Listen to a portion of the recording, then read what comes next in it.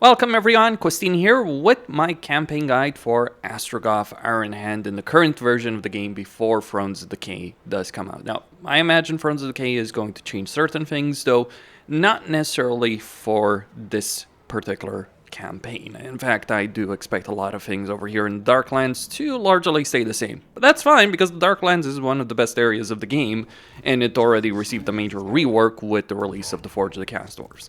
Now, with regards to Astragoth, originally when Forge of the Chaos Dwarfs came out, I was under the impression that he was kind of the most uninteresting of the Chaos Dwarf Legendary Lords. I mean, he's cool on that mech suit, he has a good skill line, but here's the thing. His faction effects are not particularly great. Plus 2 control, not really a big benefit because you don't really have control issues with the Chaos Dwarfs. Conclave influence gained from all sources. Yeah, it's nice, a nice benefit, but again, you don't really have as much of an issue, especially when you can get a lot of sacrifices for Zarnagrun. So that 10% influence gain, it does add up to a decent amount throughout the course of a campaign, but really, you're gonna need to spend 1,000 for 100, and 100 is not really all that much. Like, let me just put it like this. Drazov and Zaytan have much better faction effects. But here's the thing. Drazov was the best, and still is in a lot of ways the best, because 1, he has the best economy, and 2, the Black Fortress is a waypoint for a lot of Cathayan caravans. But then they nerfed Cathayan caravans, so Drazov's gotten a nerf, a major nerf, a very, very major nerf from that perspective. And also, the thing about Drazov is that he's kind of in a difficult position. He's got Emmerich, he's got Tretch, he's got Gorse, he's got a lot of legendary lords surrounding him who all hate him. What about Zaytan? Well, Zaytan starts with the tier 1 settlement, which already sucks considering that both Drazov and Astragoth start with the tier 2 settlement. So you have a lot more early game flexibility than the meat of a campaign is in the early game. Oh, you start with a minor settlement. Great, it doesn't have anything built in it, and you're not really gaining anything from having an outpost over here. In fact, sure, you might have a control of a province with 3 settlements on turn 1. That's not as much of a benefit as you might think, because you're going to spend a lot of that initial gold regardless on the same thing, because you'd probably want to build an outpost first thing anyway in every Chaos Dwarf campaign. So, not really a benefit there. And also, the problem with Zaytan, yes, he has great faction effects. The extra caravan really adds up for a lot during long campaign, but meat of a campaign is early game, and early game, having your backside exposed to Grimgor while having to conquer Cathay is a really dicey proposition. You could turn around and deal with Grimgor once you've dealt with your initial opponent, but why play that campaign when you can do so as Astragoth and just naturally expand towards Grimgor and deal with him? That's the benefit in Astragoth's campaign. Another benefit, a significant benefit, is you get hero capacity +2 to all heroes. Like, Astragoth's always been worth confederating very quickly. Primarily because that he's a good lord to have under your control. He's just not necessarily great to play in his campaign. He doesn't necessarily have the best benefits. But obviously the dynamic has changed a bit, right? You do have that hero capacity +2 to all heroes. So while your faction effects are lackluster and he's pretty much the generic lord for the Chaos Dwarves, you do have a safe starting position. You have a lot of power early on. You don't have a nuclear weapon like Drazov, but you also don't have to deal with the same kind of bloody foes as Drazov. Because the problem with Drazov is not just Emmerich or Tretch or Gorse or anything like that. It's also the fact that you're distant enough from Grimgor that Grimgor is going to be built up to be a powerhouse. Being able to destroy Grimgor early on makes things significantly easier. So that is a strength in Astragoth's campaign. Okay, with all of that being said, let's get started over here. So a couple of things I'm going to do. I'm going to declare war on the ogres that Azak starts at war with. No penalties for that. I'm going to declare war on Prague. No penalties really for that, because Prague is not necessarily going to be too much of an issue. And also Clan Ferric, we're going to declare war on the Khol, just a bit of money, but going to get a peace agreement with the Khol over here. And regardless, we'd get the peace agreement because they're going to be vassalized by Archeon after turn 1. And then we get started. Now, I'm using an Autoresolve mod just to avoid having to fight these battles manually. It would be very time consuming. I could Autoresolve by default, but it is really, really bad. You'll take so many casualties, it would genuinely impact your campaign progress. And it's not really the field battles for the most part. Very few field battles are going to be a problem for Autoresolve. It's always every single settlement battle. Minor ones, major one. You're, like... This is the thing I hate about the Autoresolve in Warhammer 3, that you're kind of put in a position like a siege like this battle would inflict significantly more casualties than the army I fought. And the army I fought is significantly better than this one. That's annoying because settlements have an Autoresolve benefit. So I'm using mods that remove that. Anyway, gonna build an outpost. The reason I want to build an outpost here, the reason you should build an outpost over here is because when you have a resource of any kind, landmark or resource in a settlement, it's always better to build an outpost because of buildings. Because the only building you need over here from an outpost is the strip mine. The other buildings over here are not important. So building an outpost, when you have resource means you have building slots. Whereas with factories, you have free buildings you want to construct in pretty much every factory. Now, in terms of units, I'm going to get another Chaos Dwarf warrior with grey weapons. Yes, going with grey weapons as opposed to shielded version. Because while the shielded version is obviously pretty good, we're not really going to need that against... we're not really going to need that against Grimgor. Because, like, yeah, a lot of the campaign plans you're going to have to make over here are based around dealing with Grimgor. Gonna get training and survivalist. I'm going to buff the Tarok survival, and with Astragoth I'm going to go down the path of inspiring presence, root marcher, firing drills. I don't like getting the melee skills because you don't have enough Chaos Dwarf warriors or Infernal Ironsworn at the beginning to make that worth it. So getting firing drills means you buff all of the range units you're going to be using in an army. And also one of the things you should do at the beginning of your campaign is instantly construct the Hobgoblin mustering camp, just to be able to get Gordoos as quickly as possible. You can also start getting global recruitment if you want, but that's not quite necessary.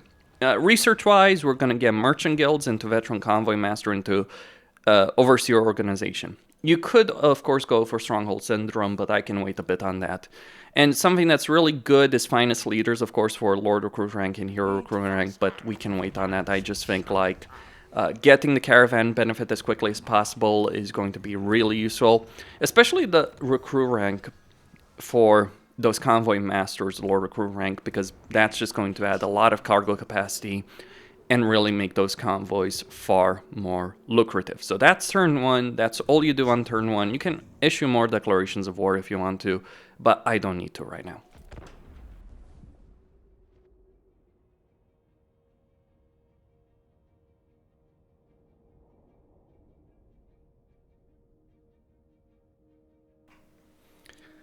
So I'm recruiting that Great Taurus. The nice thing is that with Chaos Dwarves, you do have one unit capacity for each unit, and because you do start to that Great Taurus recruitment building, it is worth getting. And then you want to get rid of that building right after that. Reason you want to get rid of that building, it's going to give you armaments, which you can then use to get the Demon Smithy, which will tie into one of the quest items that Astragoth can get. You can also get the artillery building, but that can wait for a bit, actually. Like, it's going to take time to build that. It's going to take time to get the artillery, because artillery does take 2 turns to recruit. So I think getting that extra sorcerer early on as quickly as possible is a benefit. So okay, over here we've recruited all the units we could from that building. Obviously, we want to potentially keep that hero recruitment building, but not right now. Right now, I just need that building slot right here. Okay, so just keep getting units over here. Now, this is going to be a minor settlement battle. It's not going to be a field battle, but there's only a lord in the garrison, so it's like, whatever. Get the factory over here as quickly as possible. And it's kind of annoying to have barracks here as well, but I do want those hobgoblins. Right here, we're going to go for Masterful Architects and get more Conclave influence. We do want that sweet, sweet Conclave influence. 2 hobgoblin cutthroats. And, Hobgoblin Sneaky Gits and 1 Archer unit. You do want some Archers to deal with Grimgor. Hobgoblin Archers, decent enough unit. Fire damage obviously helps. You're going to need as much power as you can possibly get your hands on when you're going to be dealing with Grimgor. And having some Wolf Raiders, by the way, can help you out as well. Now, after this turn, we take a look at the kind of situation we do have on our hands and what kind of possibilities we do have. So we get an agreement. We can get an agreement with Grimgor against the Ogres. And by the way, one of the things I would give a tip to people is try and minimize the casualties on your units. You can take a lot of damage on your Lords and Heroes because they regenerate very quickly, but your units, especially the units, affect your strength ranking. And the strength ranking dictates how they treats you. Now, strength ranking is always calculated when you press the end turn button. So always remember that. Gonna get another building over here. We need some income. We want to get that income as quickly as possible. I am going to teeter on bankruptcy, but that is deliberate.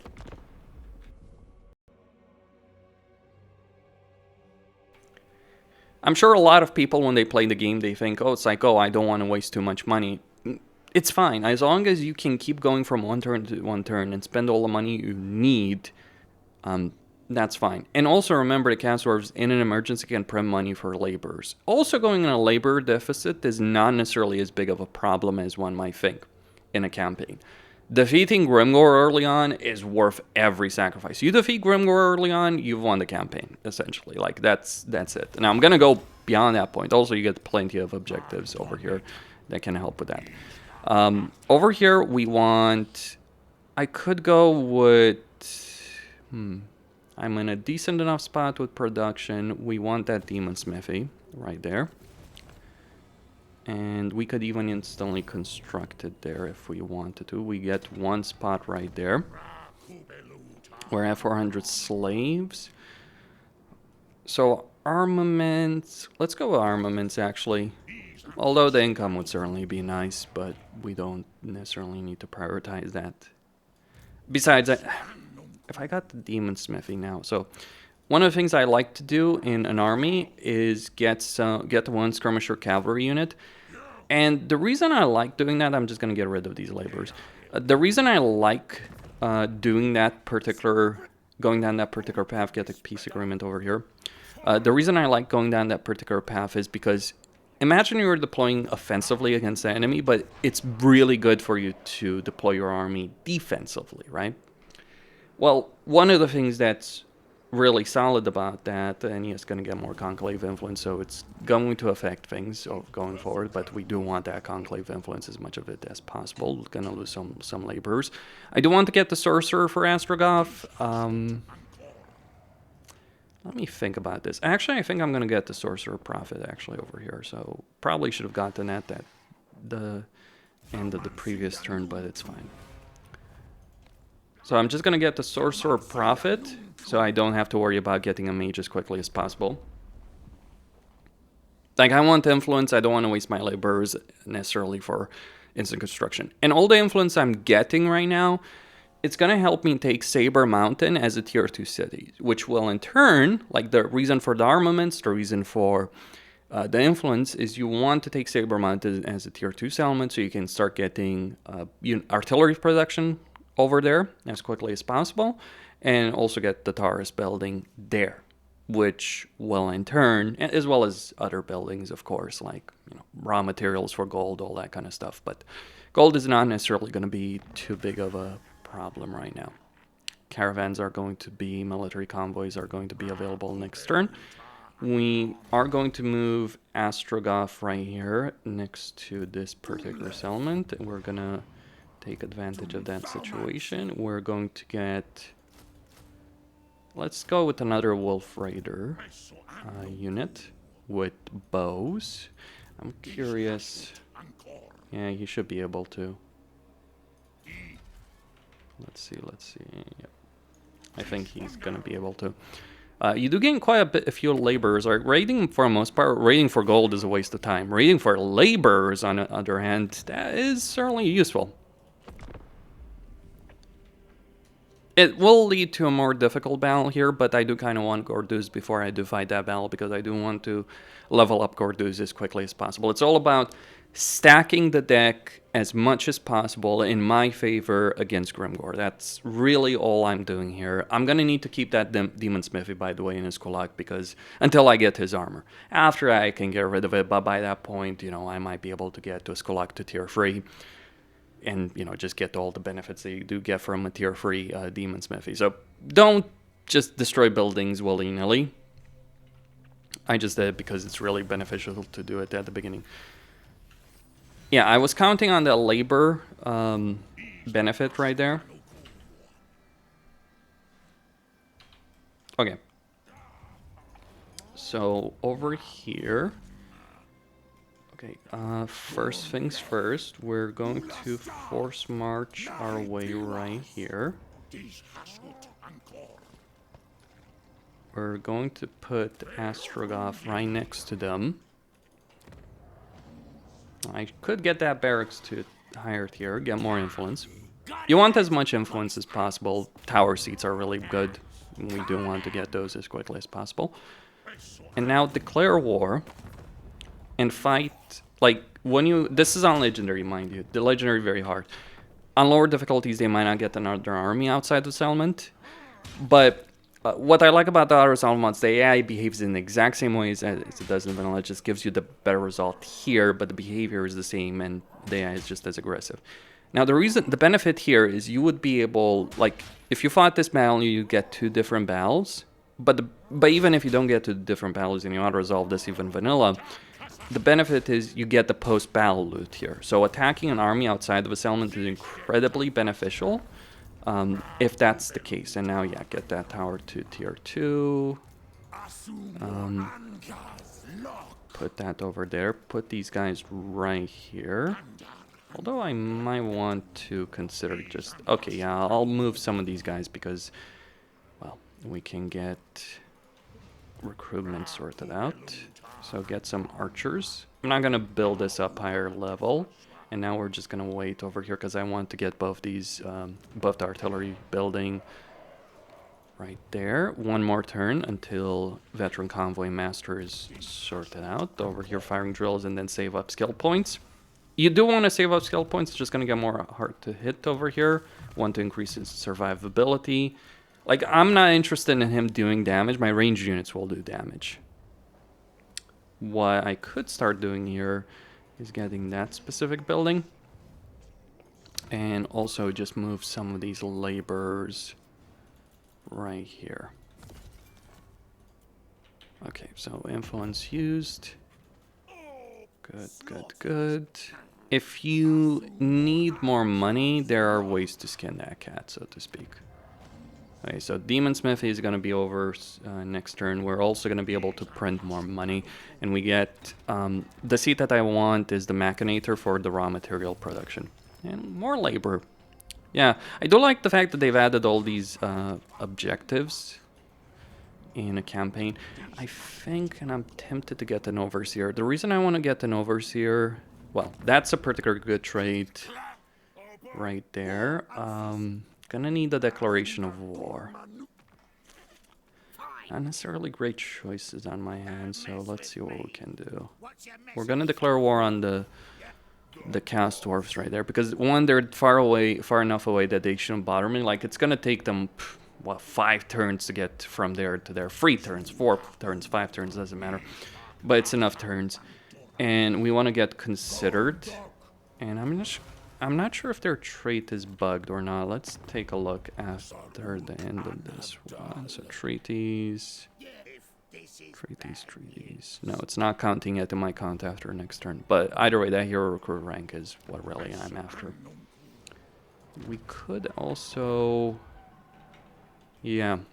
I'm going to transfer more laborers next turn. Don't want to declare war right there.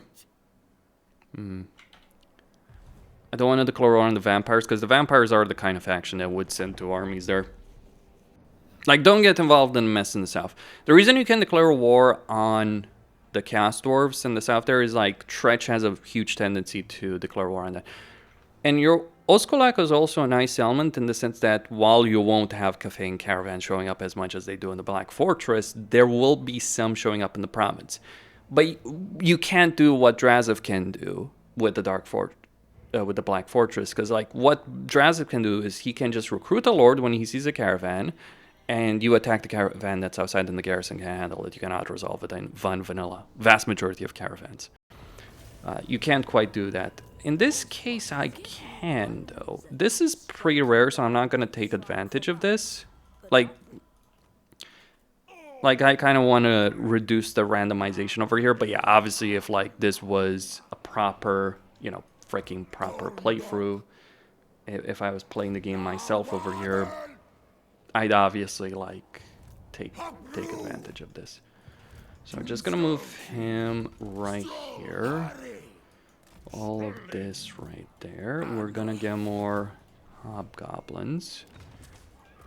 Kind of in the position. Let's take a look at what we can do. Can't declare war. Can't do shit. Okay. Just going to use that extra capacity of laborers. No, just one. Okay, let's go with that. And let's get how much conclave influence could be useful. Money, yeah, let's go with money. Now I don't want to go overboard here. Keep that in mind. I'm gonna get rid of this building soon enough. That's the reason I built it there. Let's get this to a higher level. Like, I could benefit, of course, from getting this Kholek to tier 3 as quickly as possible. Some people even argue, like, oh, you should conquer Zarnagru and Astragoth. You can. Don't get me wrong. You can. But it's just like, why would you do so? Destroy 2 high-end armies that you can get for freaking free later on for certain in your campaign. What's the damn benefit? There isn't.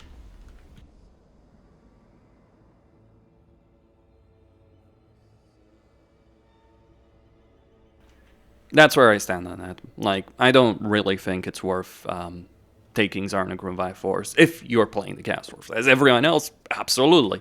But if you take it as, like, obviously you'd get a lot of buildings and you'd get 1 unit capacity, but it's like, that's a good early game benefit, but just kind of like, you wouldn't be able to afford the upkeep of those units.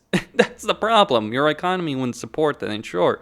And you need raw materials anyway, so that means labor. You would get in a lot of laborers from the process. Just, yeah, too many downsides from my perspective. Okay, so right here, pay attention to... What is that? Why is she still... Oh. Okay, no, don't have vision with that.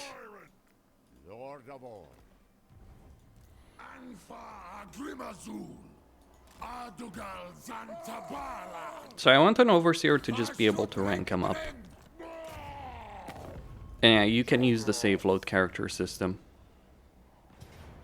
Alright, so over here, very easy battle, pathetically easy battle. One of the nice things about Chaos Dwarves is you can sack settlements without too much penalty. Here I want to build a factory. And we get an armament production, good.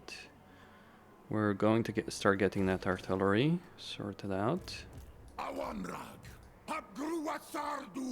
Okay, just gonna be careful because they probably have another stack of troops somewhere. But all the same, I do want to recruit those troops.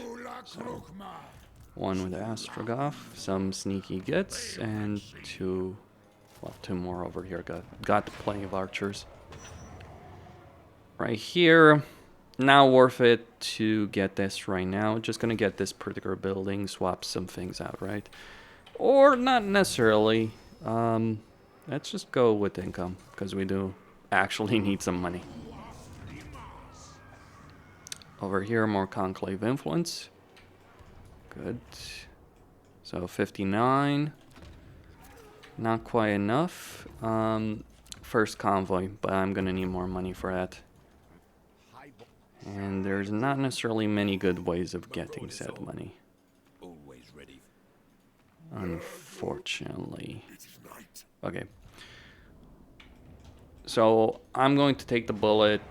We're going to use the labor to generate more to generate some of that. War Machinist, really good choice. Like, this guy can defeat really powerful armies. And yeah, you do want to get the caravans. I do like getting Inspiring Presence. And the first one, this is gonna be RNG. You can't really control this one, like what the rewards will be worth it, but we're gonna send it to Greases. Risk, sure, but all the same. Set them an ambush right there. I'm kind of hoping that he'll be able to reach that. If he doesn't, we're screwed. No joke. Hero capacity will increase. Alright, or anyway, hero recruitment will be available.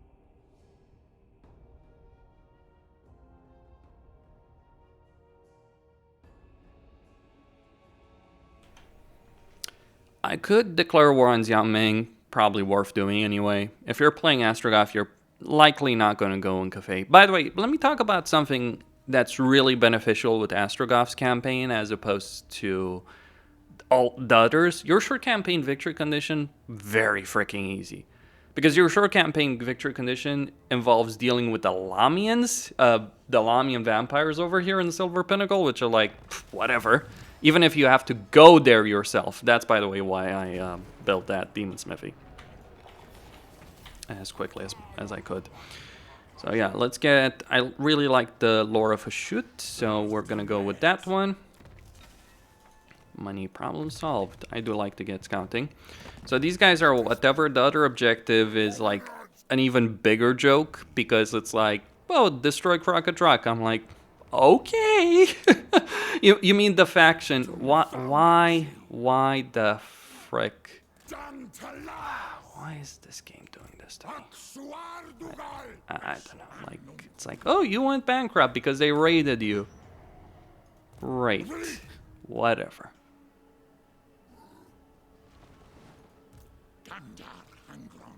So we're gonna take some freaking casualties over here. Not a problem, we'll recover, but not pleasant either. Okay, over here, campaign movement range after a battle. I can worry about casualty replenishment in just a bit. That's built, so we can get an Infernal Castellan. Let's load one up. Materialistic, let's see. It's pretty annoying, but yeah, let's get that. Like, this doesn't necessarily matter. It matters a lot for the high elves, but it's always a benefit. And for Kislev, like, Kislev really benefits from this. Bulgor, gonna get that particular benefit. The Stabbiest for the upkeep benefit. Oh yeah, low funds. How freaking amazing. Not to worry. Yeah, I know we're in the red, but we're gonna sort that out. We really are going to sort that out. Like, obviously you don't want to go in the red. That would not be good. Just deal with the greenskins. Not ideal. Just, I guess I just didn't account for them raiding. Learn from my mistakes. Yeah, I'm not perfect. Also, if you can declare war on these guys through for Kholek, that would be even better. But yeah, red economy at the moment, losing material production, but yeah, you'll work with what you got. I see that Fraught has taken Plesk. You can see that it's a ruin right now at this particular point. We're going to get vision with Greases. Might lose some units here. So steady. No reason to speed up. Okay, so I guess we replenished at the end of that freaking turn. So weird. Now, it's also kind of weird that Kholek has not declared war on us. But we can work with that. Sorry, not declared war on us. That's not what I'm talking about right here, actually. Okay, let's move this closer. Okay, what level is he? Well, it doesn't matter what level he is. Yeah, let's just get rid of that. We can't really afford all these units anyway. So with that sorted out, get Stronghold Syndrome will really help solve a lot of those economic problems. And once you see more caffeine factions... By the way, there's a risk when you send out your caravans that Grimgor will attack them, so just be aware of that specific risk. So declarations of war to fuel your economy. Fun.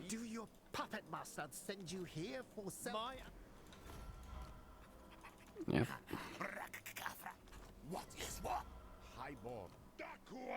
And by the way, we can also wait until declare war on the Beastmen. Get more money.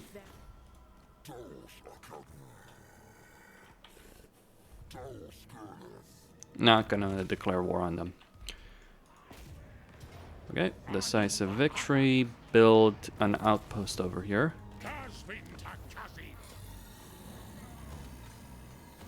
And obviously this would be worth quite a bit, but not right now. We need material production sorted out. Quickly. Alright, so that's fixed, as it were. Artillery production will be available soon enough. We're rank 10. Like, I'm just saving points for his special skill line. If you do fight Grimgor before he's rank 12, over here, shoot him is always a good skill to pick up. Get that. No. Actually, I'm going to transfer a unit out of here, one of the range units, though after they replenish. Right here. Actually, both of these we want to control. Wish I had more influence. Hello, Zaytan. How you doing? Right, everyone's making nice over here.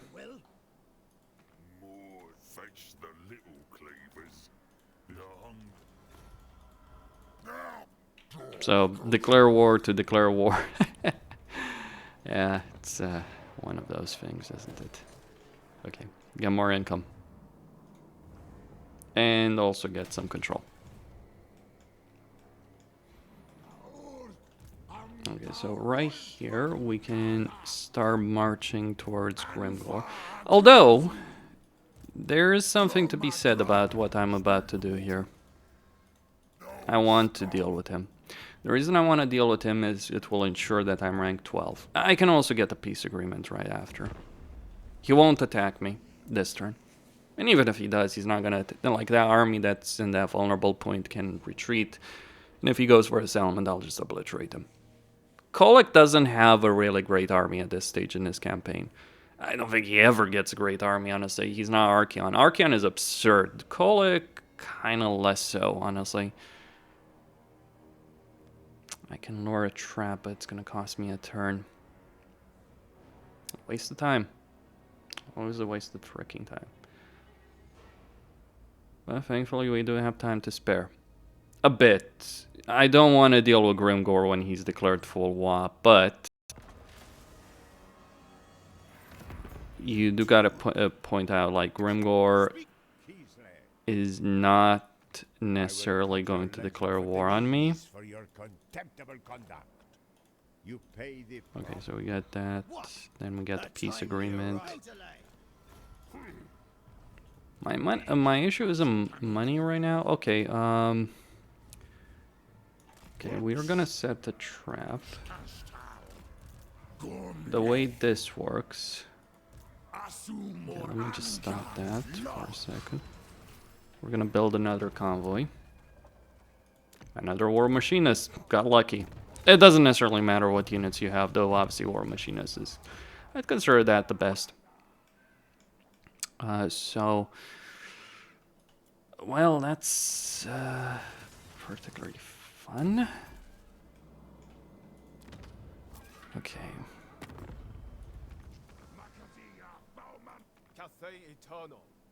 Celestial General. Yes. Okay, so declare war on these two. That will keep me going. Lord Magistrate. I'm not really worried about dealing with him, because like he's always going to kind of have the same stuff every single freaking time. I just swap out one of the One of these fellows. Huh. Let's do this.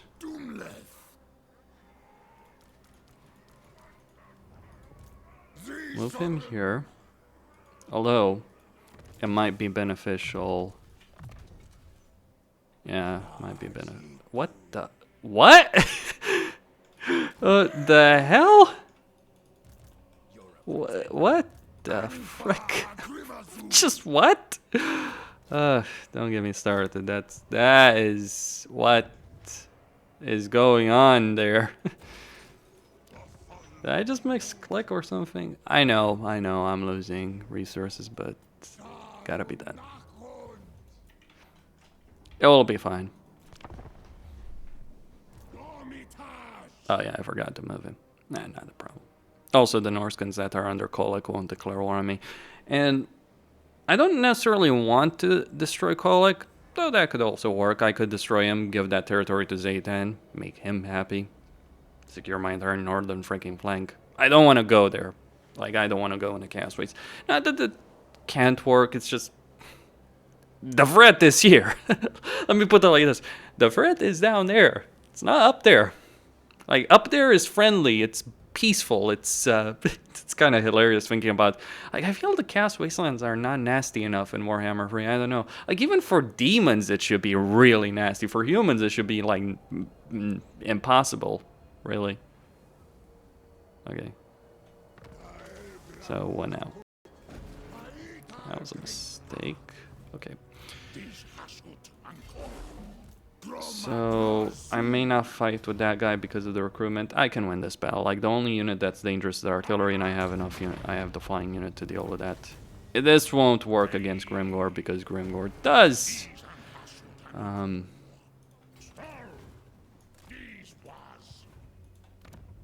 Okay. So we put this. It's in camp stance. Okay, let's build that one. Right. Conclave influence. Gonna want another seat, and now we get that tallest tower benefit. We're rank 12 officially, so we get all of this stuff. Important thing is just to get Infernal Lord, everything else is unimportant, and then we start going down the magic tree. I don't like his magic tree, I admit, but it's like worth using, right? I mean, you got the skill line to give you some real benefits. You better use it.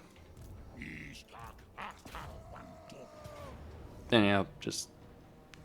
I would not even lose this arm, this many.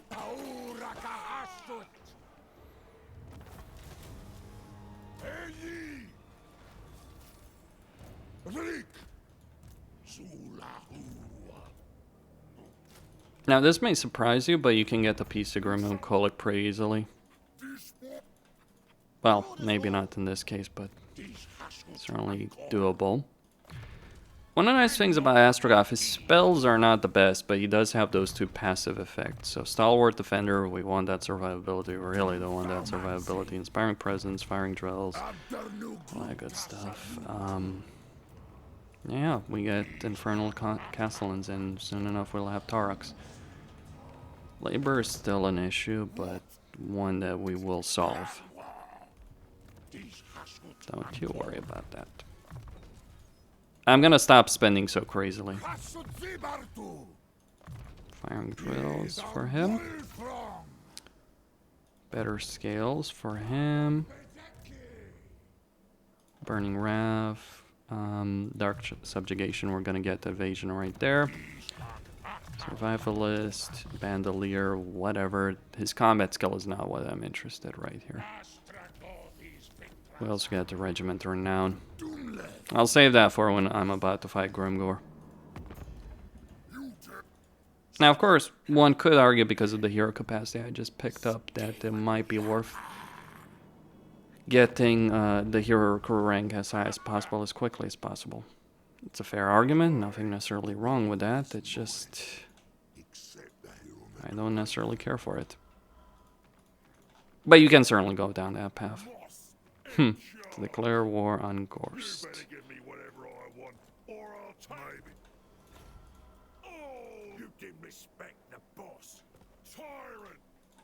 Alright, we're also gonna use Grimgor. I'm not afraid of the freaking ogres owl.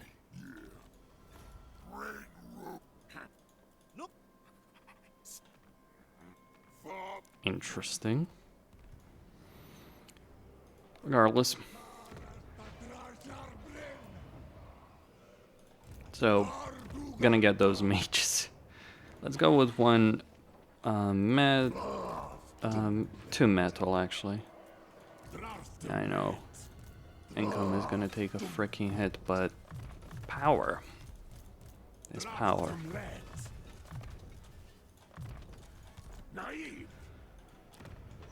Yep.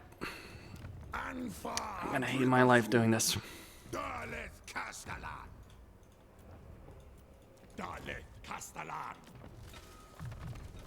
But we do want these heroes. I don't like Hellforged slugs, by the way.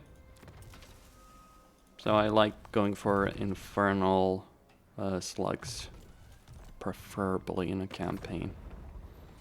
I stand apart. Give me one reason not to strike you down. Tribe dominant. Tomb rot. And yeah, we're pick your battles carefully. Yes. That's all I'm gonna say. Oh, they're winning. There is desperation in your pitiful eyes. By all means. Are you a For now. Crocodrak is always gonna be wiped out, by the way, so. Could cancel this. I need to cancel that. What am I gonna do? Forget the laborers there. We need that movement range. Hopefully he doesn't get attacked by a second army from Kholek right there. We do have that caravan, so that's in a bit of a vulnerable spot, but yeah, we just defeat Kholek, solid territory to the Z10, make peace with the Norskins once Kholek is destroyed, because we just defeated their army. There might be a variety. Kholek might actually take one of these settlements from the Tusk Sons. This is not the first time that I've taken this. Okay, that is not good enough. I might go bankrupt, so, though.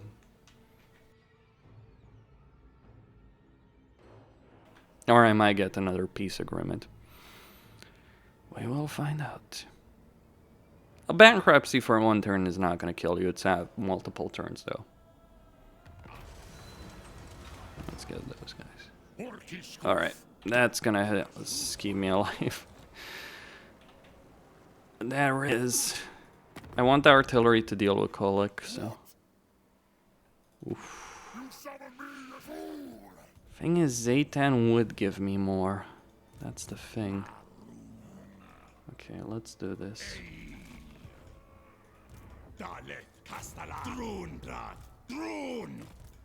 Especially if I sell it with the barracks inside of it. So we just move like this. I know Grimgor is going to achieve a lot, but that's actually not necessarily too big of a problem, so. Oh, do I freaking hate my life, this quest battle. It's actually not that hard. No, really. Like, it's genuinely not that freaking awful. But Autoresolve, even modded, is still Autoresolve. Make of that what you will. Well, not like I could really afford those units, so might as well work with it, right?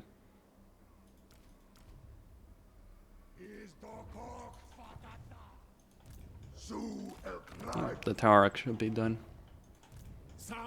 And there's the financial issues gone. Build that up. We're gonna solve the labor problem. And over here I want casualty replenishment just to help me out a bit. Candle Flame, Ash Storm. Kinda want that armor piercing. Truth be told, I just want to unlock the spell that he has. Blade Master. Yeah, let's go with Blade Master. Just that chance to hit in melee.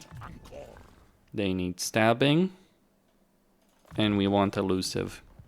Like, all that I'm building here, like, I want you to understand, for all the Autoresolve mods that I'm using, the intended purpose here is to have an army that can defeat Grimgor. That's the reason I'm doing this. It's not anything else.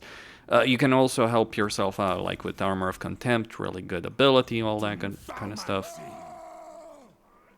So just keep that in mind. Okay. Actually, I'm just gonna transfer. You guys have really taken a freaking beating. Alright. Obviously I could recruit them next turn, but no real rush. A bit worried here, but I can worry about that later.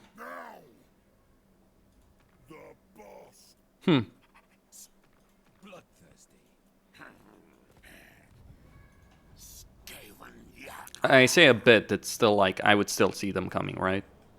So if I see them coming, that's when I can emergency recruit. Besides, they've got other problems. The greenskins are not yet dead. Don't underestimate those greenskins right there, they can do quite well. Also, if Kholek attacks that caravan, you might be surprised how well that freaking caravan, even if I lose it. Though it does have an endgame artillery unit, so it's like, you never underestimate that. Might just actually use some influence here and give it as a tier 2 tower to freaking Zaytan. He'd offer me a freaking lot for that.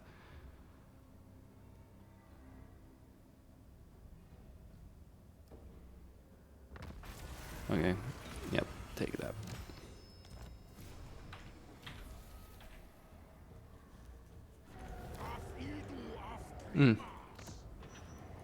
Keep moving these casters. Tauraks are done.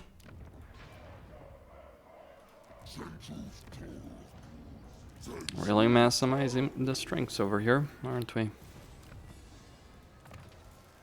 Yeah, it's gonna take a couple more turns to sort that all out. Damn it. Well, I can attack there. I'll just deal with this. Yeah, I'll just transfer the artillery there, force march. Not necessarily interested, I gotta say. Though, to be fair, I don't necessarily... Well, I do need to transfer the artillery. So that means putting on force march.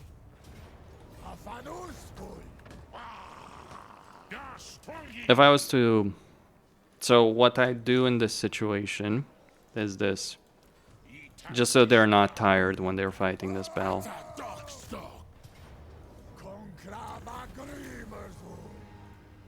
Okay, and occupy it as a tier 1 tower. Yep, that's all we're gonna do right there. The gods might compel me to kill. Fine.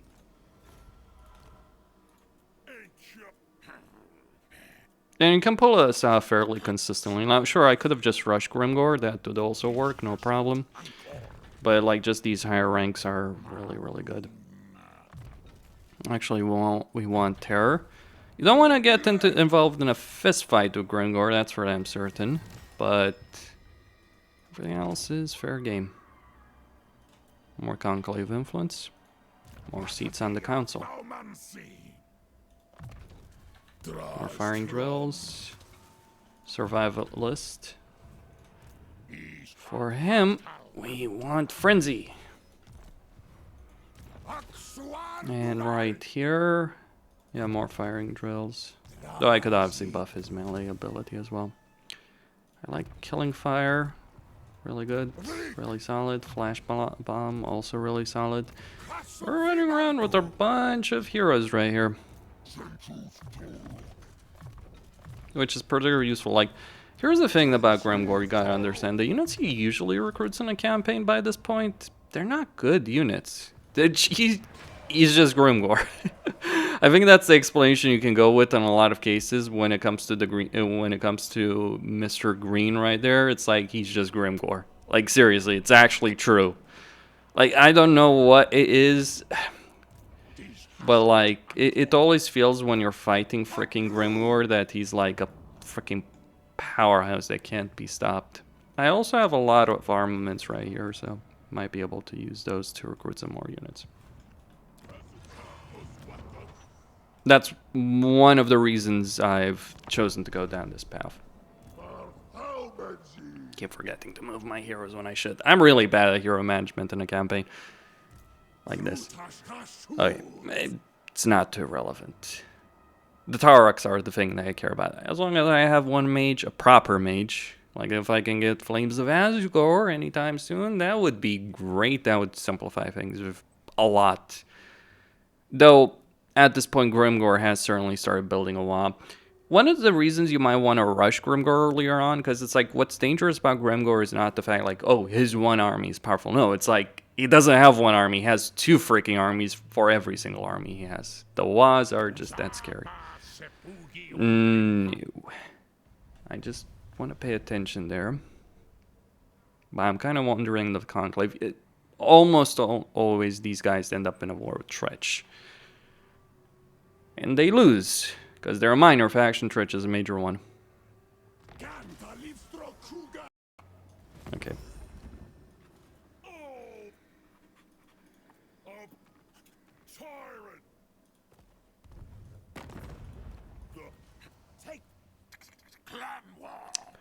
Don't want to declare war right there.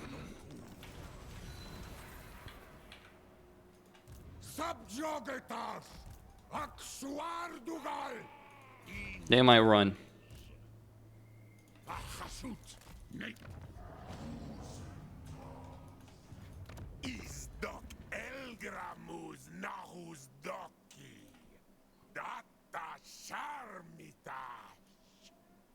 Okay, I'll do that later.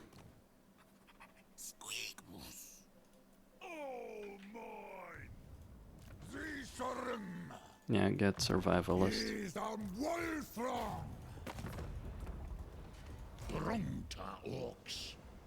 Oh, no shit. Thankfully, I do have enough movement range to actually catch up to them.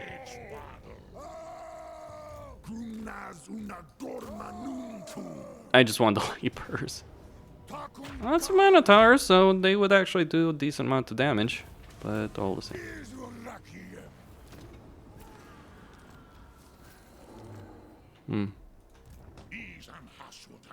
Now force march our way out of here.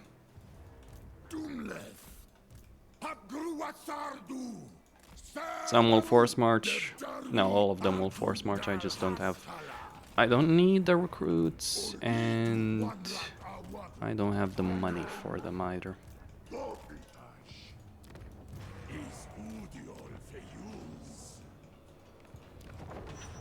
Alright, let's get that great drill of a chute built up.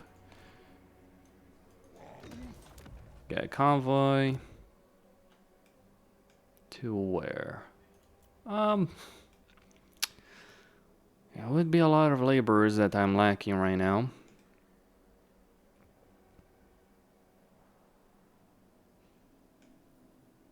That would be a lot of turns, wouldn't it? Screw it. Sometimes you gotta do what you gotta do. Besides, I'm getting a bunch of materials per turn, armaments per turn anyway. So I'm not too worried about that. How much would these guys offer me? Well, quite a bit more. But yeah, we're gonna sell that to Zayton. You can worry about that.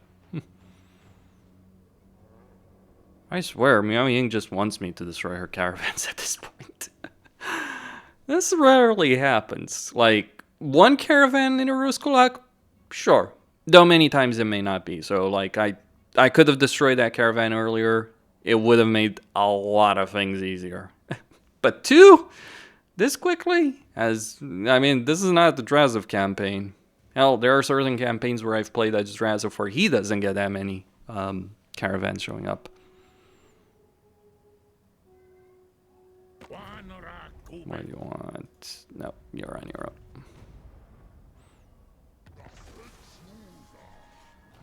You might wonder why I've destroyed Kholek, though. Well, simple freaking explanation.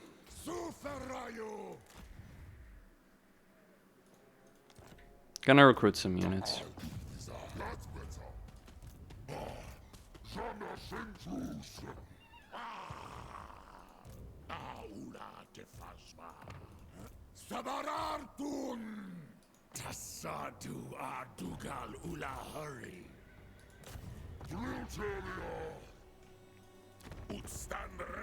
Kholek is just not a great ally. You can make him an ally.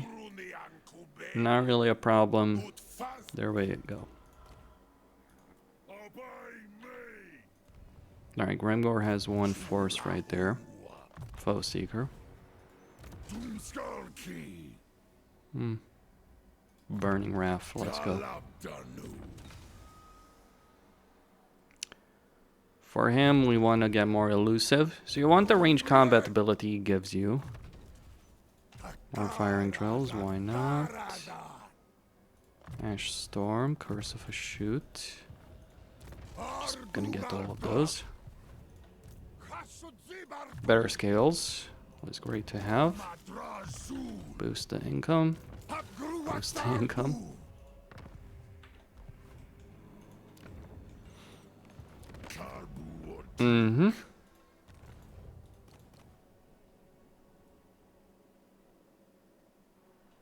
And if you want to do some allied recruitment, yeah, this is one of the reasons you don't want to destroy the freaking conclave. They can give you benefits.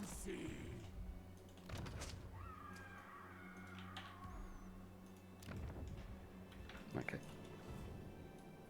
So it's a situation. Kind of wondering about these fellas right here. I'm pretty certain they won't declare war on me. Is that worth it? I don't know.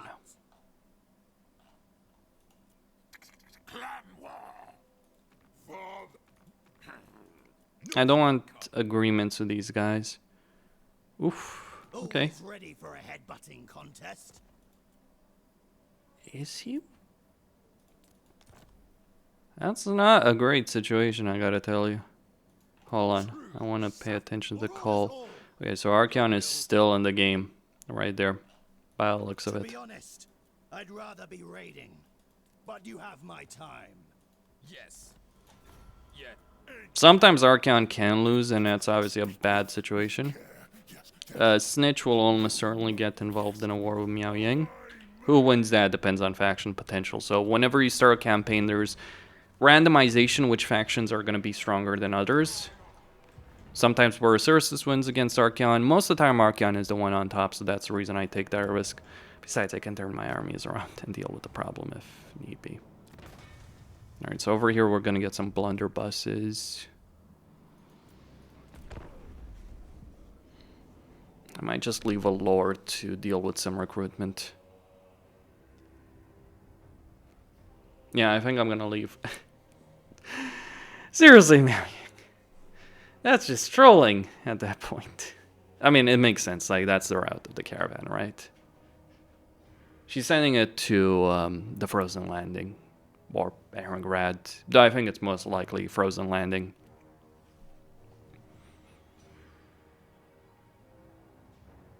Imperial Wardens have shown up, and I can't take advantage of it. Don't declare war on Village in this campaign. Most of the time, it's worth declaring war on Village because he's not going to bother you, but not in this campaign. Because he can. And he will.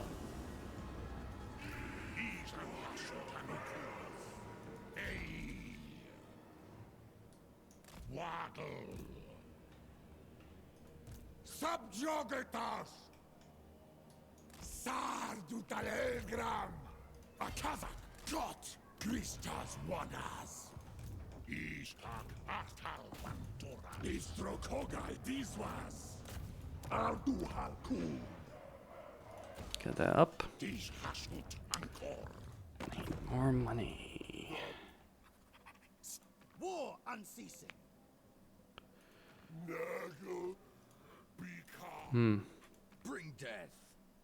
Enter then. Are you after a drink? What? Norska. Favored daughter. I really wish I could do it. I do so desperately wish I could do it. Mistress of art. Okay, I'm not worried about one. No opposition. Brat usually loses to Kislev. Take what's the Well, at least since the quote-unquote Kislev rework. What a rework.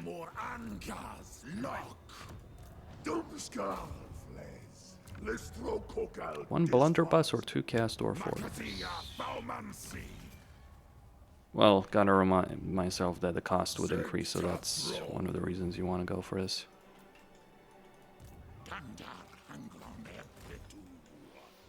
Wait, did he not even... This is a bug. Like, yeah. Anyway. Yeah, they're just shy out of range right there, so I wouldn't actually be able to attack that caravan. That's the reason I didn't attack the first one, because it's a fairly common occurrence in this particular campaign that they're just out of range for the garrison. Like, it's not like you would maintain a full army, you would maintain an army, you would just recruit a lord instantly and attack instantly because it's right on top of the settlement. Sometimes that does happen, but it's pretty rare. So you can't rely on that 100% here. Okay. What the f... Is he going to war with... Okay, someone wants to lose his armies. It's a bit unfortunate if he does destroy those armies, but okay. We'll work with that.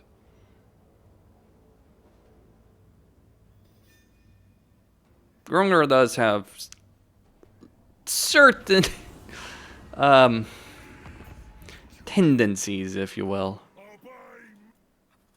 Norska. Tribesmen gather. to declare war. Okay, so another tower seat has been made available that we get the breach in the wall. I'm not really interested in getting seats that are... Like, when you have that choice of getting, like, useless seats because... Oh! Okay, there's no army in place and I can take 2 settlements with 1 blow. Freaking... wish I could sack it. Well, Astragoth can sack it. So... Yeah, let's just do this. Let's see how war... Just... Oh, he's got a piece of the Ogres, okay.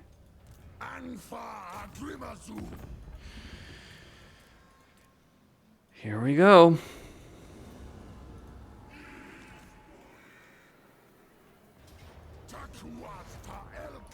We're gonna take that. You wanna build an outpost here? Like, it's kind of hard to see, but there is resources here.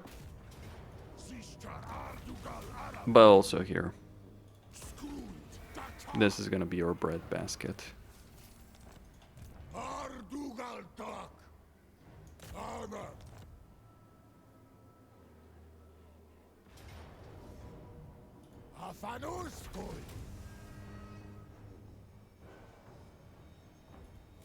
Not worth it. I mean, you could, but just not really. Money! Money, money, money, money. At this point, I don't need it.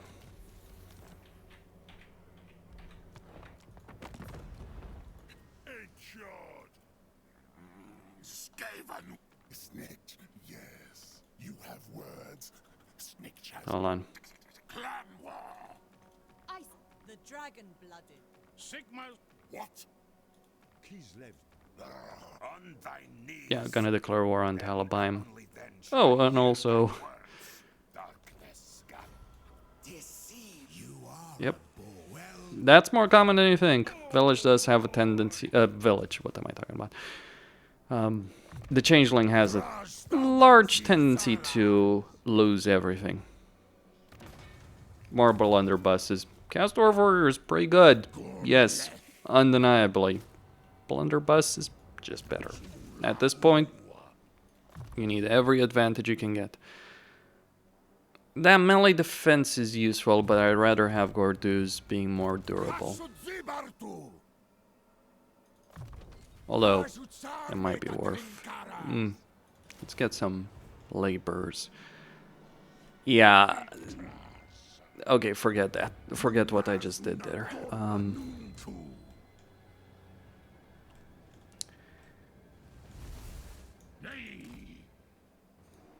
So we're gonna move this. Just get a couple laborers. Get evasion. Still not the rank we want.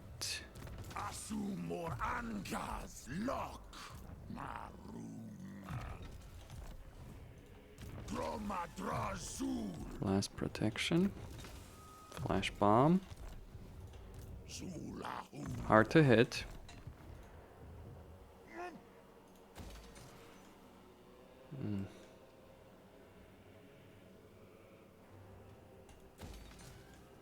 Yeah, I need the money there. Choices, choices.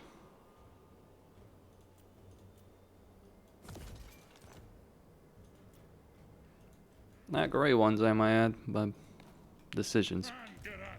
I mean, obviously I could cancel all those laborers, but... You see what I'm up against right here? Yeah. He's not going to be able to reach me, but I will be able to reach Blackfang next turn. I'm kind of hoping this army will be able to take the Eagle Ears, but it depends on the movement. That situation may vary. Grimgor may not even be in this kind of position. He might be moving east and south. Like, if he's moving south, that's great. If you can catch one of his armies, like, this is one of the things. He's going to have more armies than you. He's going to have a lot more troops than you.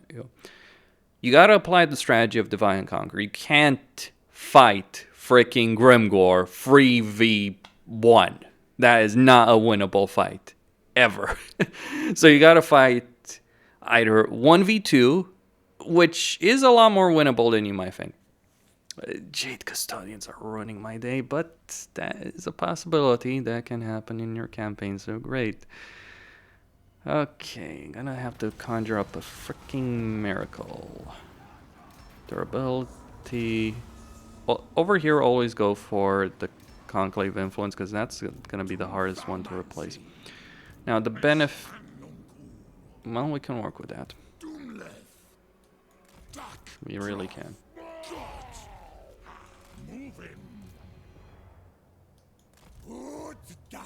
So we set up an ambush. We move.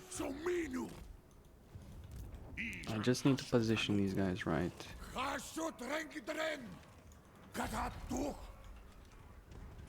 It's kind of tricky, but we just set up an ambush.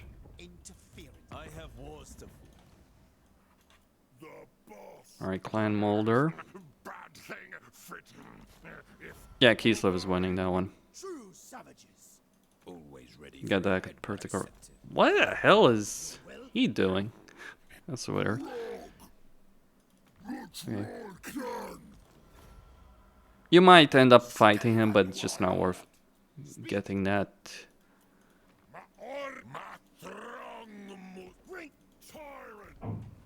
Okay. So more agreements can follow. Just need a bit more money so I don't go bankrupt. They're losing. He's losing. Lord of all. True savages. Can't declare war on that. Castalton, maybe.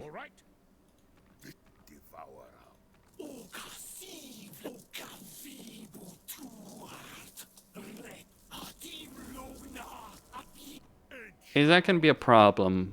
So be careful with that kind of declaration of war. Right here, I know he's losing.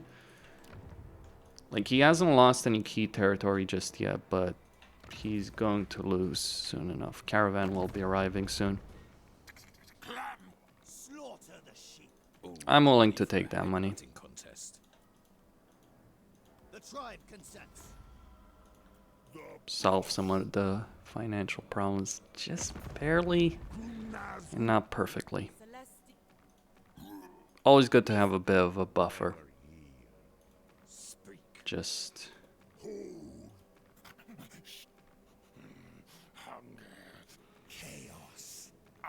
declaring war on Kostalton is not a great choice.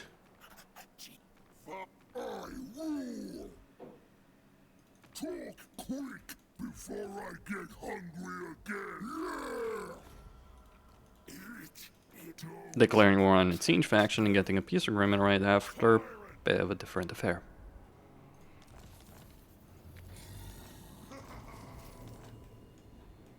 Alright, we got Demon Smith capacity.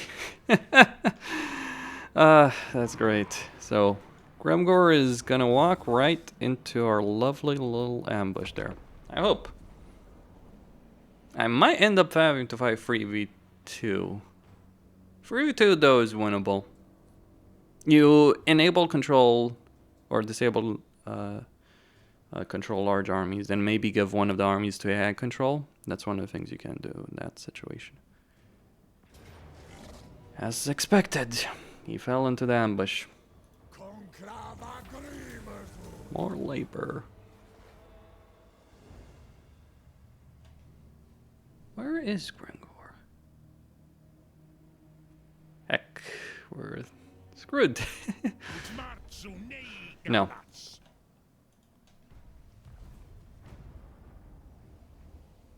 So one of his armies has been defeated, but now I have to decide if I'm going to lose that. I think it's worth accepting certain losses. Sometimes.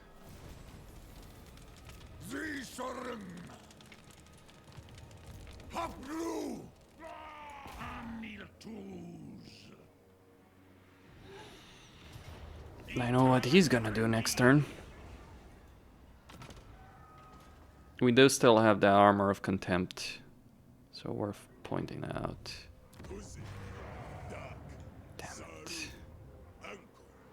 Damn it, damn it.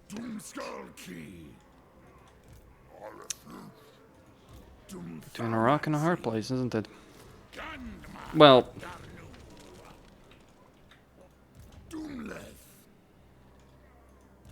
I'm confident between the garrison over here.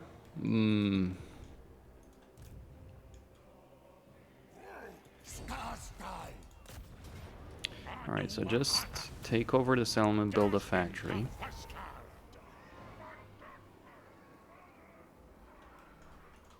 We don't have enough materials right here. It's gonna be a bit of a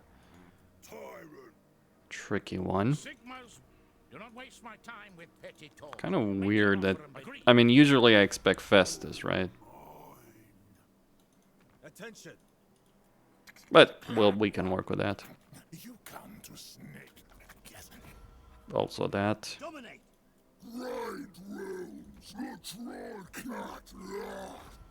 That should be enough. No, it's not quite. Like, once I deal with Grimgor, I can spend some time recovering the...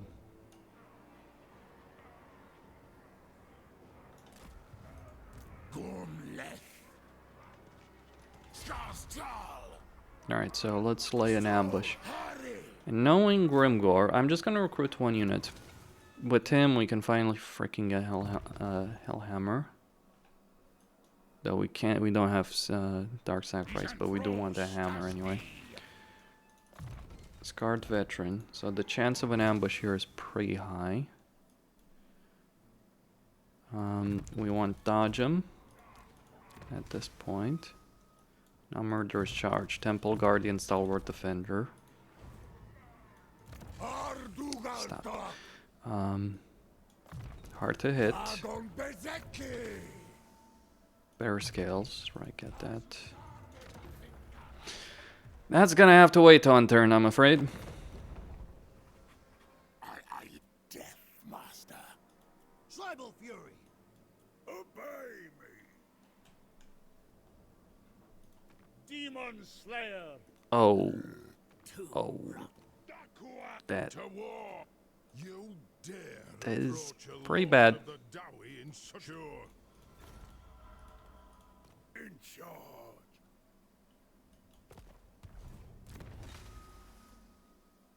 Alright, Flames of Asgore. That's what we actually wanted. It's such a very powerful spell. Evasion. Get that. It's pretty good spells. Your sorcerers, one of the things to say this, your sorcerers are actually pretty solid in battle. Like in melee. You don't want them to do all Grimgor, but they can hold up quite a few units. Now, what I'm expecting will happen here is like either my ambush succeeds and then I wipe out one of these two armies, or he takes the Gorger Rock right there.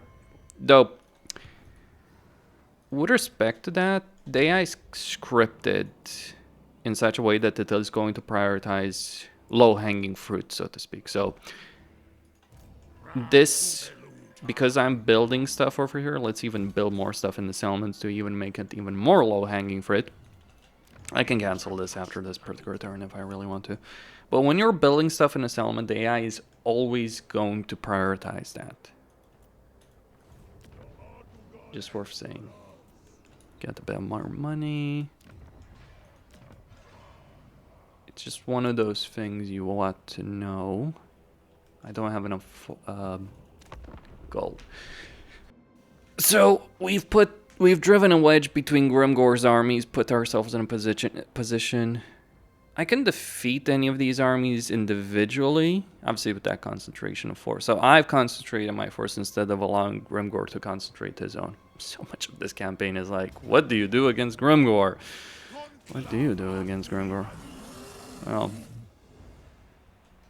yeah, so I was kind of hoping he wouldn't take Gorger Rock, because that does suck. That genuinely is the worst thing that could have happened there.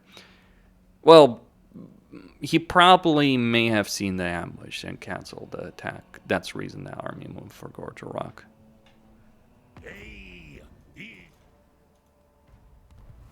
That's my explanation. Yep.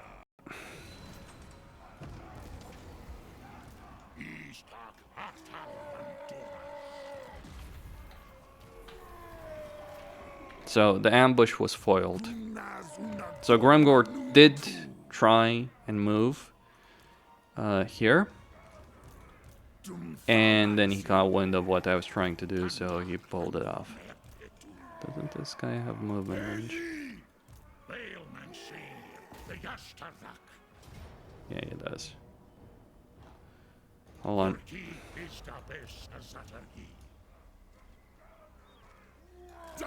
By the way, this would be the most difficult battle of your entire freaking campaign.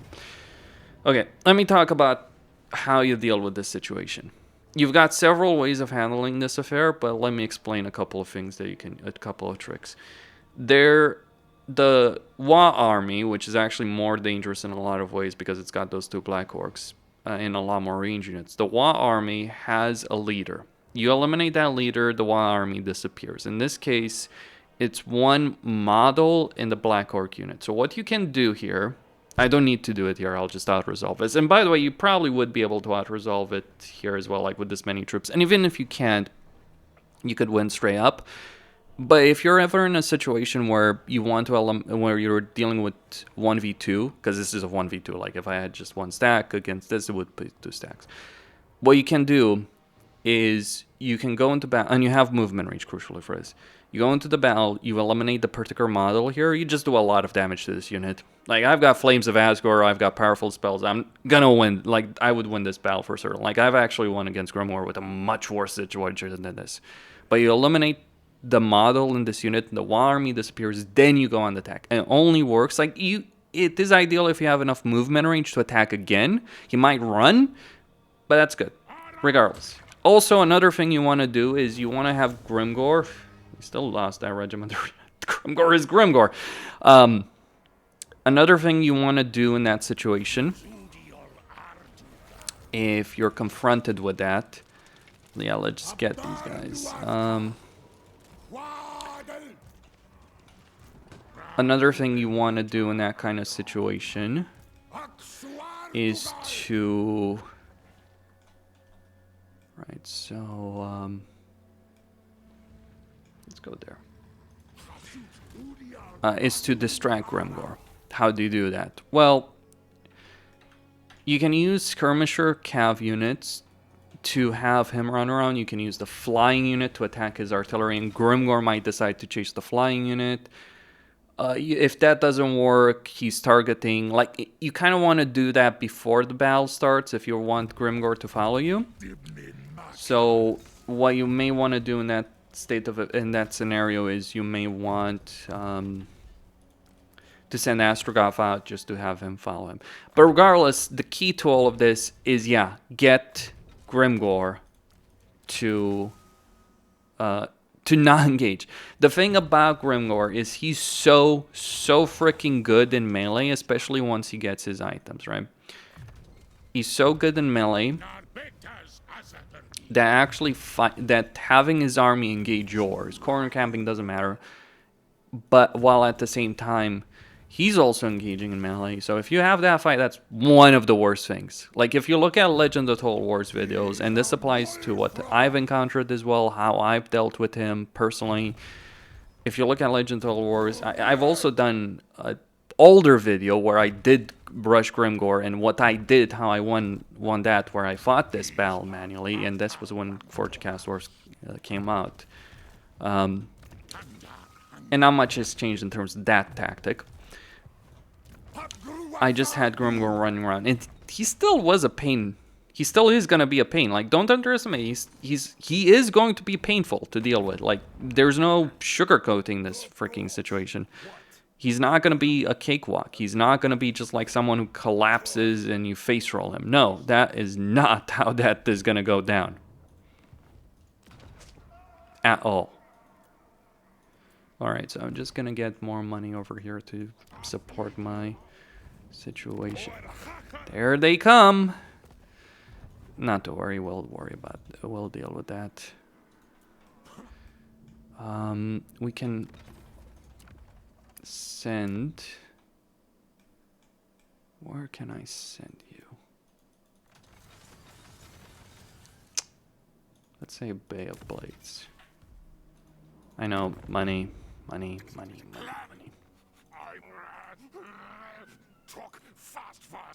Castalton is not going to march all that way. Katrin might, but not Castalton.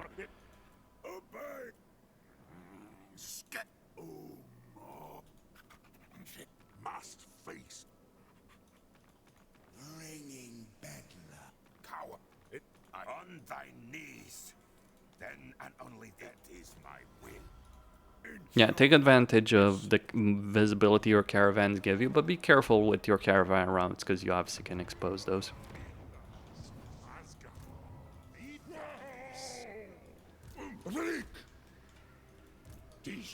So will they... Yep.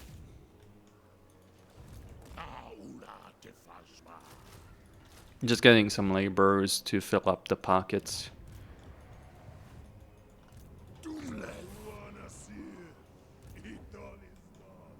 So we should be able to eliminate Grimgor properly here.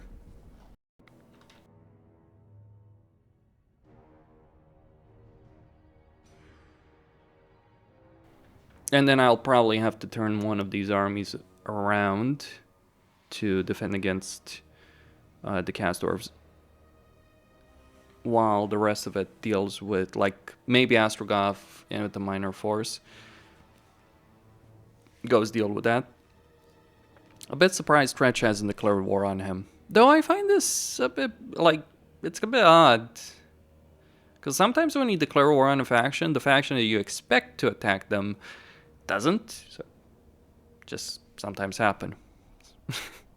Different type of AI bias, right? Okay. So now that's happened. These guys are doing better than I expected.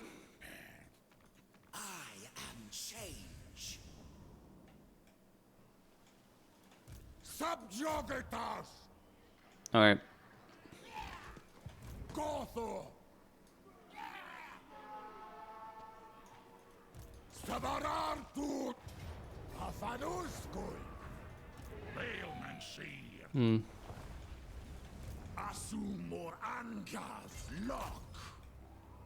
Oh, shit. Okay, that is not gonna work in my favor. Tactile Gramus. Lich Waddle. Tyrant.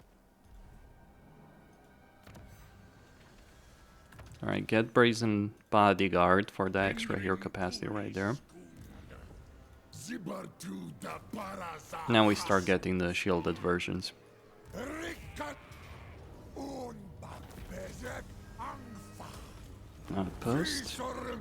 Well, at least I kept that, right? Hooray.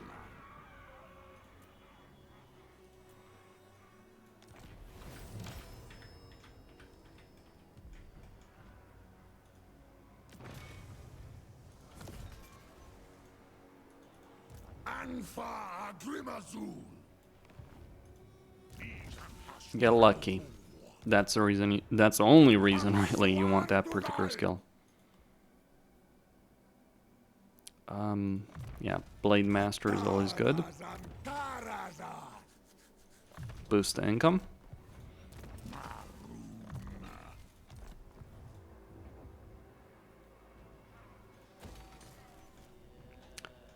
Yep.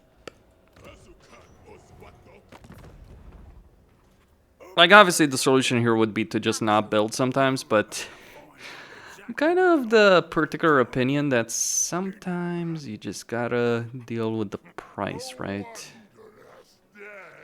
They're still freaking alive? How the frick? Distract me. Do not mistake me for some trivial force. I am Exalt Tyrant. All right. I'm Trixie. Don't mess with me. Watch it. Zol To war. What? Well, I'm certainly... I don't want to say that. With your bribes. Go to the war with Blessed Dread, that will keep me going. Like, all these little tricks with declarations of war and all that, the true benefit that this gives you in your campaign is the fact that it just allows you to continuously build stuff that you otherwise wouldn't be able to afford. That's the reason I'm doing it. Oh yeah, I forget that Chaos Dwarves don't take kindly to the idea of you... Instrument of the divine. Skarsnik. None shall question. I am Tsarina of all Kislev, and you are less than nothing. A pleasure. Well, there's all the money I need for a moment. You project strength, Chaos Dwarf. You might be willing to accept a peace agreement.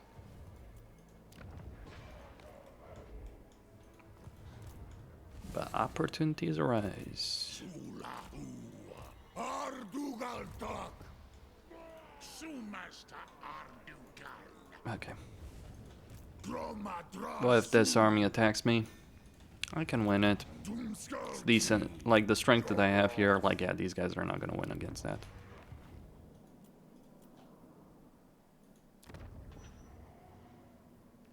One of the benefits of getting Grimgor's capital is that particular settlement. It's other stuff as well, like an artillery.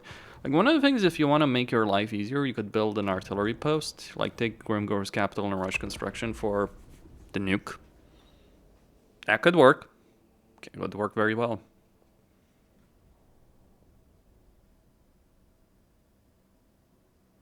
Now, normally I would not go step by step, but like step by step, like I would skip some turns, you know, talk about the important stuff. But with Grimgor, there is no turn that is not important. Everything is important. Yeah, as expected. This is winnable. And even if it's not, just do some like, one of the things you can do here is, like, do some magic, withdraw, and then attack again. Though, obviously, that would screw over your recruitment. But you do have the capital. Now, what you decide to do, how far south you decide to go down after this point, that's your particular decision. For my part, I take the view that, and that, like, Grimgor is finished at this point. No discussion. That's it. We have one.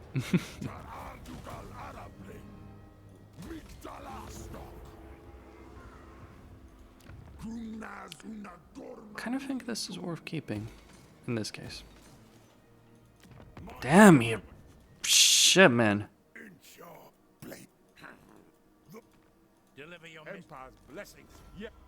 That dude doesn't know when to freaking stop.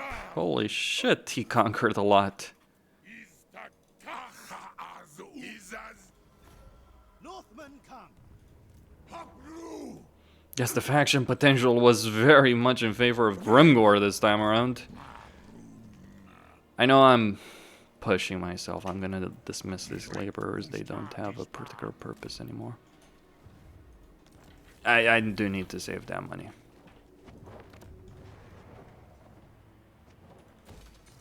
No, save it. Gonna need those. Should I take that?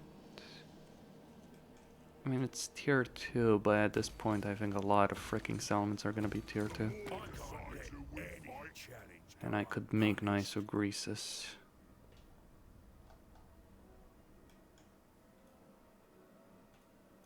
That's why He's got Valley of the Titans. Grimgor does not surrender. And you also need to defeat him.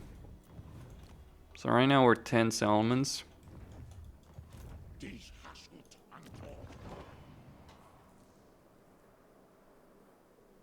Yeah, I'm gonna... not fond of it. Okay, so I'm just gonna skip ahead a couple of turns. The voice of a shoot is always good, though Perfect Vigor and Magical Ability is also good, but I do like having that. Dark Subjugation is great if you're doing some hero lord killing. Although over here I do want that increased mobility. Get hard to hit. And you know what? I'm actually gonna accept that piece. Like, yeah. And then sell the territory I took there to Greases. Stop. Yep. Okay. So this army is gonna go finish off. Maybe trade these settlements. Is Greases at war with anyone else? Because if he is, I'll just trade that. No, he's not, so he should be able to take that. Like, there's pros and cons of going to war with Greases. Like, if you go to war with Greases, you will... Let's pick that up. Because it's not the resource benefit, it's more so the resource production for trading purposes. Okay, so I'm just going to skip a couple of turns. My next objective is going to be to take all of this territory. Maybe force a peace agreement on these fellows right here. Although, I'm going to have to point this out. This particular territory, ignore the armies that you might see there, is really good. Like, the 2 landmarks that are in the Wolflands are great. And you get Drazov, who you might help. In this case, it seems he's wiped out Tretch. That may happen, that may not happen. One of the benefits in going down there is you can help Drazov if he needs it. So, and he may need it. Like, one of the benefits in Astragoth's campaign, actually one of the benefits in Drazov's campaign has always been the fact that Astragoth doesn't need a lot of help. Zaytan doesn't need help in his campaign, Drazov does. So if you're playing Drazov as opposed to anyone else, you don't have to rush to save anyone else. Whereas if you're playing Astragoth or Zaytan, you may have to rush, and that's one of the biggest problems in Zaytan. Because, like, at least with Astragoth, your campaign path is in such a way that you're kind of naturally going to go over there. So, just going to skip ahead, take these 2 territories, and then talk about what you should do after that point. Like, this is going to be easy. Like, if I need to explain how to defeat vampires, is the freaking Chaos Dwarfs who have flaming attacks on every unit. Yeah, let's just say undead are vulnerable to fire. Not the problem when you're playing Vlad or Isabella, I should point out. They're that ridiculous, but problem for the Silver Pinnacle. So 20 turns later, Ungrim is dead, Forgrim is on his way out, Skarsnik is on his way out, and I have effectively won his this particular campaign as Astragoth. Now, there's a bunch of things that I'm going to talk about in my endgame guide for Astragoth, but the basic plan, just to go over it. Take your initial province, take Saber Mountain, defeat Kholek. The reason you want to defeat Kholek, 1, he's not really good as an ally. 2, he'll give you a ton of experience that you'll want to use for Grimgor. Crucially, defeating Kholek will ensure that Astragoth gets to rank 12, which will give you that sweet, sweet hero capacity and hero and lord recruit rank faction wide. And one of the things I would say is, like, in every provincial capital, you want to get a tower. The reason you want to get the tower is while towers certainly don't have the economic potential of factories or outposts, each tower, once you get to tier 3, improves your hero capacity. And since you can get a lot of heroes by default, and you can get them higher ranked than anyone else, and you have research that also boosts that, then it is worth getting a lot of tier 3 towers. Sure, you might have to spend a bunch of influence and materials, but it's worth it. Also, the reason I prefer to get towers as opposed to just building a factory in a provincial capital is down to the fact that factories and outposts are going to take a lot of resources as is, even in minor settlements. So you don't want to push your economy to the brink. You won't have enough laborers, especially like in a province with 4 settlements, you won't have enough laborers to be able to afford, like, oh, let me just build another factory over here or another outpost. That would not necessarily be particularly great. So hero capacity is useful, but getting towers to tier 3 is also useful because every tower that has a resource building like gem refinery gives you a lot of income. A lot of benefits. Or in Mount Gunbat over here, the gold that Skarsnik has is even stronger, like Lord and Hero Recruit rank +1 for every gold mine. In fact, at this point, I'm considering yanking that gold. So, your main priority is defeating Grimgor. Once you defeat Grimgor, I'd recommend eliminating the minor ogre factions over here, taking the territory, building barracks, and selling that to Greases. The reason you want to sell it to Greases is because it will protect your eastern flank from Cathay. Because Cathay usually, not in this case, like in this case, Cathay has been obliterated by Snitch and Lokir, though Miao Ying is still doing decently well, or rather she's holding on. But in vast majority of cases, Cathay can become a real powerhouse. So that's something you want to bear in mind. And after you've taken some of these provinces, you want to go over here to the Wolflands. Beyond the fact that the Tower of Gorgoth in the Bloodthirster prison is really good, because like you can get Demonsmith global recruitment, so it's like, oh, you just want to get another Demonsmith? I don't have the capacity here, but you want to just build an army on the front lines very quickly? You can do so. You can get the Demonsmith. You may not necessarily be able to build an army on the front line, of course, of like the really good units, but you can get the Hobgoblin army. For instance, one of the things I will do over here, as I'm playing for this campaign, once I've taken this entire province, and for whatever reason, Warzak took 2 portions of Blackwater, but once I take this entire province, I might just build an entire Hobgoblin army, take Orduz, and swap it over for, put him in that secondary army for all the benefits that you can give Hobgoblins. Hobgoblins are usually now worth it in the endgame, but a Hobgoblin army led by Gorduz, with a bunch of research that can help you out there as well, can be really solid. I'll go over the research and Tower of Zar abilities like in the endgame guide, but yeah, there's a bunch of useful stuff you can get. And then, once you take the Wolflands, you can determine, okay, does Drasov need help or does he not? If he doesn't, if he does need help, just help him out against Tretch, send some forces, get him in a solid enough position, sell the territory to him, and then I'd send 1 or 2 armies, dependent on how strong Kugaf is, dependent on how strong Gorst is. In this case, basically Grease's Gorst and Kugaf were fighting each other, which is a fairly common occurrence, especially if you eliminate Grimgor early on.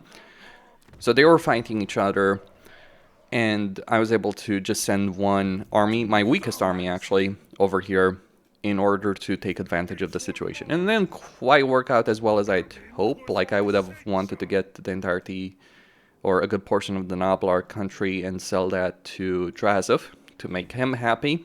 Also, you got to be a bit worried about Greasus and Drazov because they don't like each other. And also, Drazov is not necessarily going to like the fact that you're defeating Kugav, just something worth bearing in mind. But the Dragon Isles are very, very much worth taking. Beyond the fact that you can build this as your industrial center, the ports are really great for factories.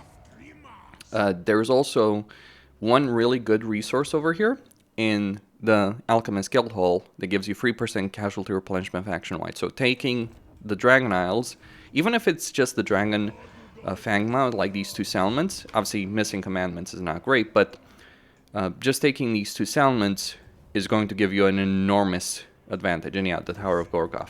And after that, you can do whatever you want, really, like, dependent on the situation. In this case, I took out the Silver Pinnacle, eliminated the vampires, though you could wait for them to be eliminated. You don't have to worry too much about the short campaign victory condition. Though most likely you will want to take the Blasted Wastes, and after that, just do whatever you want. Increase that hero capacity, get armament production, and start building real armies. Like over here, I'm probably not going to fill up this army with just high-quality units. Like, I'm probably going to get one more blunderbuss, or 3 more blunderbusses once I get that. And then just, yeah, fill this one up with hobgoblins and send it to Cafe. And what I'm going to do in Cafe over here is, like, just take some territory, annoy Snitch. Even an army like this, though, even though this is my weakest army, it's still pretty powerful because of the army abilities, the research, the magic, the heroes. It's still pretty solid. It wouldn't stand up to an army under Snitch, but it could defeat, like, if you're careful, you can defeat plenty of armies. And then, yeah, just things like Zufbar. Like, Ungrim's territory is really, really annoying to take because you're going to have all these settlements where you're going to have to build towers. So you're either going to get tier 1 towers like this one, or you're going to have to spend influence. It's pretty frustrating, but, well, it needs to be done, right? Because you want to eliminate Ungrim. Long campaign victory condition is not necessarily something you need to prioritize too much. I mean, it's just these items, but short campaign victory condition is something you do want to get. Like, once you're at, like, 30 settlements or so, or 25 or something like that, yeah, go eliminate the vampires if they haven't been eliminated already. The Krakodrak is always going to fall to Trog, Frot, whatever. Maybe even Kislev. Though, you could also build an army to take all of the ports over here in the Goromandi Mountains. I mean, the Skaven are not going to bother you, Archeon is not going to bother you, Boris, Ursus, and Kislev might, so be aware of that circumstance. And something very important to do is use your caravans to scout out locations, especially early on. Scout out locations and declare war on factions that is convenient. Like, one of the ways I was making money here is like, oh, I declare a war on a faction and I get the peace, and then 10 turns later I go for that whole process again.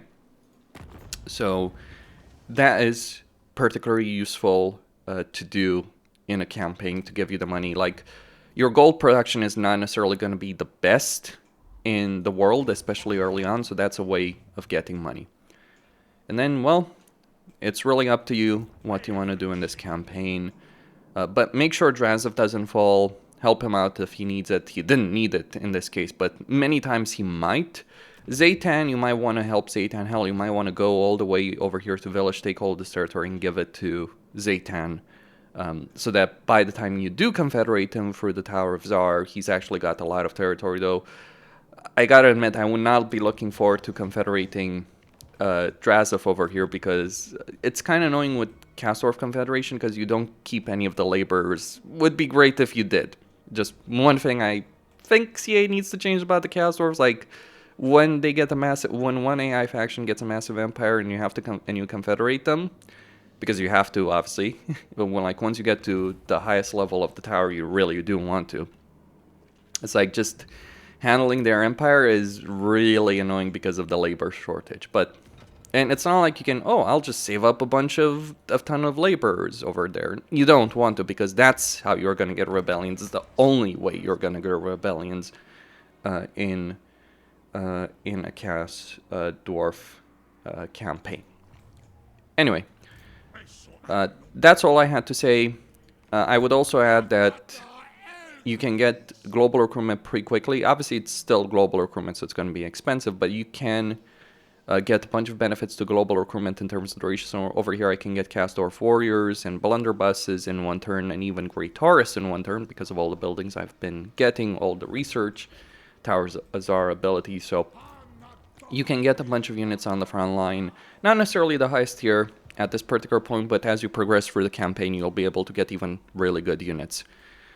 Towers, unless you're going for unit recruitment in a province, one of the things I would say is towers are not really worth going above tier 3 until you actually can recruit, unless you want extra building slots over there for various unit recruitment.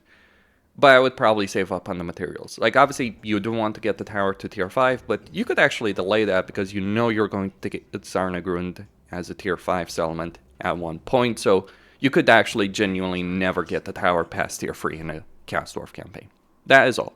Costin signing out. Stay tuned for more, and I'll see you next time.